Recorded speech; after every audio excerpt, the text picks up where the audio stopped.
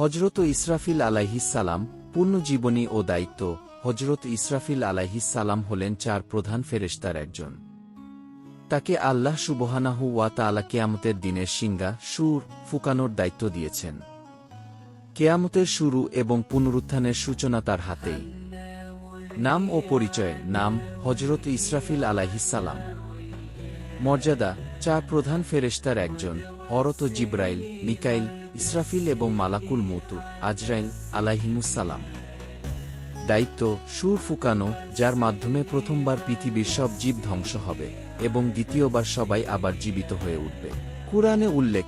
কুরআনে সরাসরি কে ইসরাফিল খে নামটি উল্লেখ না থাকলেও সুর বা শিঙ্গা ফুঁকানোর কথা উল্লেখ করা হয়েছে বহু আয়াতে।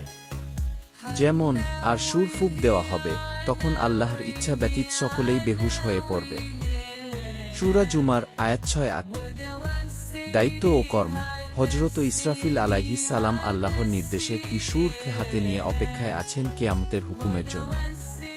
তার মুখ কি সুর কি বা বিশাল শিঙ্গায় লাগানো, চোখ আকাশের দিকে এবং অপেক্ষা করছেন কখন আল্লাহ বলবেন ফুঁকো। রাসূলুল্লাহ সাল্লাল্লাহু আলাইহি ওয়াসাল্লাম বলেছেন, কিভাবে আমি আনন্দিত থাকি, অথচ ইসরাফিল আলাইহিস সালাম সুর হাতে নিয়ে আছেন এবং তার কপাল নত, কান শোনার জন্য প্রস্তুত। কখন নির্দেশ আসে, অমনি তিনি সুর ফুঁকবেন। সুনানে তিরমিজি। কিয়ামতের সময় সুর ফুঁকানোর ধাপ। 1. প্রথম সুর, সমস্ত প্রাণীর মৃত্যু ঘটবে। 2. দ্বিতীয় সুর, সব মানুষকে পুনরুত্থিত করা হবে, বিচার দিবস শুরু হবে। মর্যাদা ও গঠন। হাদিসে বর্ণিত আছে, হযরত ইসরাফিল আলাইহিস সালাম অত্যন্ত বিশাল আকৃতির এবং মহান ফেরেশতা। তিনি আল্লাহর আরশের সবচেয়ে নিকটে অবস্থান করেন। প্রতিনিয়ত আল্লাহর আদেশের জন্য প্রস্তুত থাকেন কখন তিনি ফুঁক দিবেন।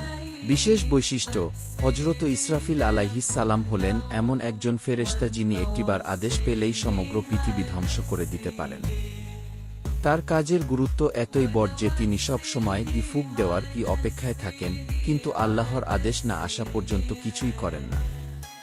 উপসংহার, হযরত ইসরাফিল আলাইহিস সালাম এর দায়িত্বের গুরুত্ব এবং তার মর্যাদা অত্যন্ত উচ্চ। কিয়ামতের সূচনা ও পুনর্জন্ম, এই 2 বড় ঘটনাই তার হাত দিয়ে সম্পন্ন হবে। এই মহান ফেরেশতার প্রতি আমরা সম্মান ও ঈমান রাখি এবং আল্লাহর ওপর ভরসা করি যে তিনি আমাদের সঠিক পথে রাখবেন।